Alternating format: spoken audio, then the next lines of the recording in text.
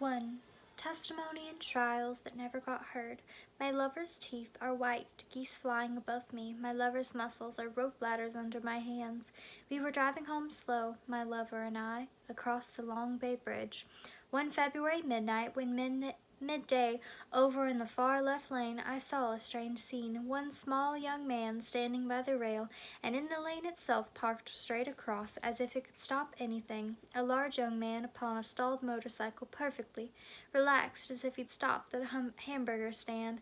He was wearing a peacoat and Levi's, and he had his head back, roaring. You could almost hear the laugh. It was so real. "Look at that fool," I said, "in the middle of the bridge like that." A very womanly remark. Then we heard the meaning of the noise of metal on concrete bridge at 50 miles an hour. In the left far lane filled up with a big car that had a motorcycle jammed on its front bumper like the whole thing would explode.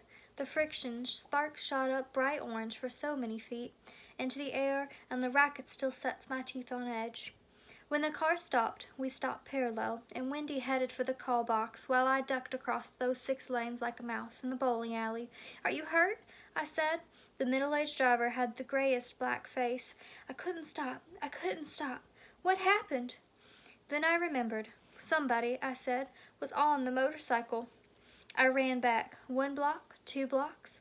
The space for walking on the bridge is maybe 18 inches. Whoever engineered this arrogance, in the dark, stiff wind it seemed I would be pushed over the rail, would fall down screaming onto the hard surface of the bay, but I did not.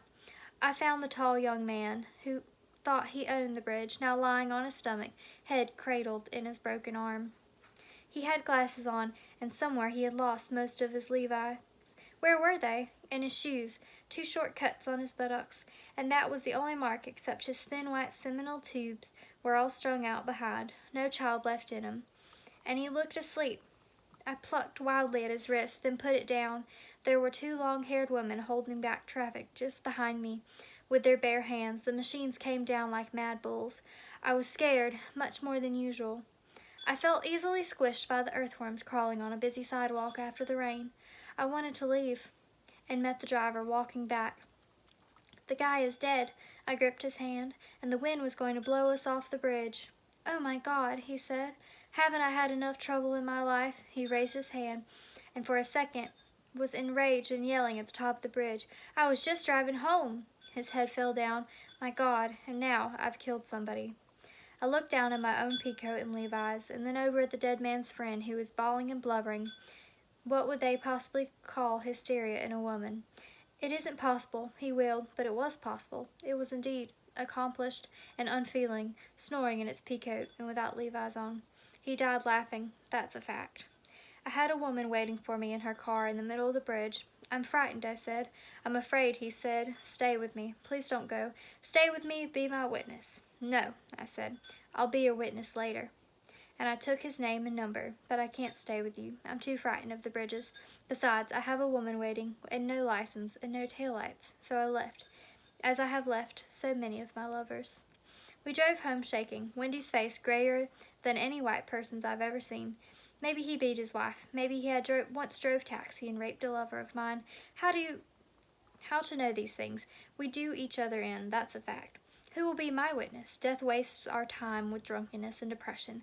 Death, who keeps us from our own lovers. He had a woman waiting for him. I found out when I called the number days later. "Where is he?" said. "He's disappeared." "He'll be all right," I said. "We could have hit the guy as easy as anybody. It wasn't anybody's fault. They'll know that." Women so often say dumb things like that. They teach us to be sweet and reassuring, and say ignorant things because we don't invent the crime, the punishment, the bridge. The same week I looked into the mirror, and nobody was there to testify. How clear an unemployed, queer woman makes no witness at all. Nobody at all was there for those 2 questions. What does she do, and who is she married to? I'm the woman who stopped on the bridge, and this is the man who was there. Our lovers' teeth are white flying geese above us, but we ourselves are easily squished. Keep the woman small and weak, and off the street and off the bridges. That's the way, brother. One day I will leave you there, as I left you there working for death. We found out later that we left him to. 6 big policemen answered the call, all white and no child in them. They put the driver up against his car and beat the hell out of him. "What did you kill that poor kid for?"